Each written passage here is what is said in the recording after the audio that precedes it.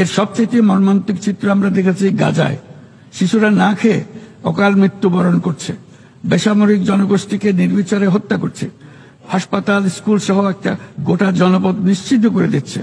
জাতিসংঘের স্বাধীন তদন্ত কমিশনের সাথে আমরাও একমত যে আমাদের চোখের সামনেই একটি নির্বিচার গণহত্যা সংঘটিত হচ্ছে।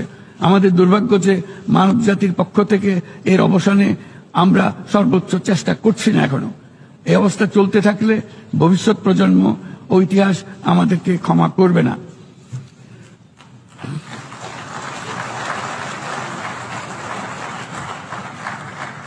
বাংলাদেশের জনগণ এই বিশ্বের বিবেকবান নাগরিকদের পক্ষ থেকে আমি আবারও জোরালো দাবি জানাচ্ছি যে পূর্ব জেরুজালেমকে রাজধানী করে একটি স্বাধীন ফিলিস্তিন রাষ্ট্র গঠনের মাধ্যমে এই সমস্যার দ্বিরাষ্ট্রীয় ভিত্তিক সমাধান এখনই বাস্তবায়ন করতে হবে।